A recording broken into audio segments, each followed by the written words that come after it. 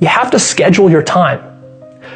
Don't just stuff studying into cracks in your schedule. Your schedule should be built around studying. What does this mean? This means have an exact set time during the day when you start to study. For me, I remember it was about 6 p.m.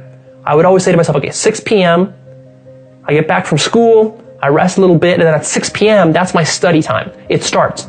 How long does it go? Well, that depends on how much assignments and homework I have, but it would go for at least an hour or two, and sometimes it would go for 4 or 5 or 6 hours. And it would start at 6, and you would usually end like around 9 or 10 or after that. And it would vary. But I think what's really important is to have that starting time. 6, no matter what, 6. Sit down and study. Open the books, sit down, study. It doesn't have to be 6 for you, just come up with your own time. And you're doing this every single day. What's important about this is that it leads us to the next point, which is you have to get comfortable and you have to slow yourself down in order to study effectively. You can't rush the studying process.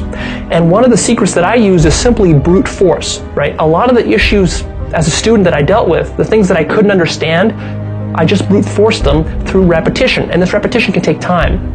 Also, you have to be patient with yourself. Sometimes you're not going to understand the problem right off the bat. So you just kind of repeat it, mull it over, and that means sometimes it takes you longer. So instead of finishing a quick little math assignment in an hour, it might take you 3 hours. But that's worth it if you calm yourself down, get comfortable, slow yourself down, kind of open yourself to absorbing this information. Right? This is where the love of it comes in. If you don't love it and what you're doing is you're just kind of rush studying through stuff just to learn it, like cramming for an exam, that's just horrible. That's horrible. Because all you're trying to do is you're like a dog jumping through hoops. That's basically what you are when you're doing that. Because you're saying to yourself, well, I got to pass this exam in order to get into college, to get good grades so my parents like me. That's just hoops like a dog you're jumping through. Don't do that. Instead, what you think about is like this. Okay, this subject matter is really fascinating. Let me study more. Let me learn more. I want to know how math interconnects with history, and I want to know how history interconnects with science, and I want to know how this and this connect, and I want to know more depth about this thing here. That's how you got to think.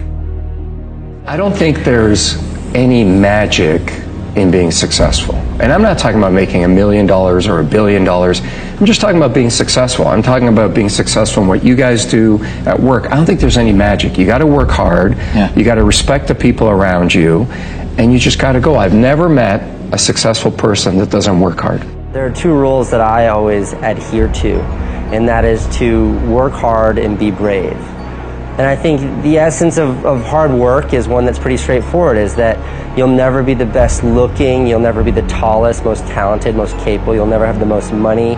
There will always be someone who's better at whatever you're doing than you are. But you can always be the hardest working person in the room. And I think the hardest working person will always win. Who must you become in order to create what you want?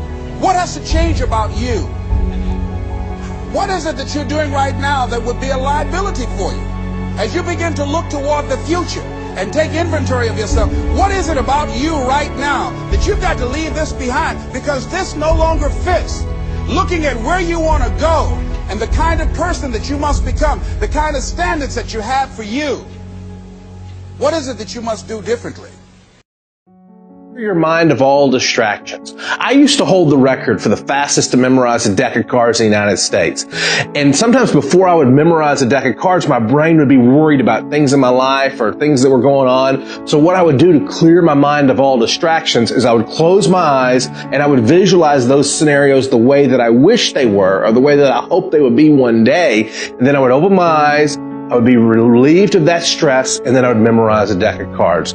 Clear your mind of all distractions. Maybe close your eyes and visualize the things the way you wish they could be, and then focus on your studying. Depending upon how well you want to do, particularly if you're starting a company, you need to work super hard. So what does super hard mean? Well, when my brother and I were starting our first company, instead of getting an apartment, we just rented a small office and we slept on the couch.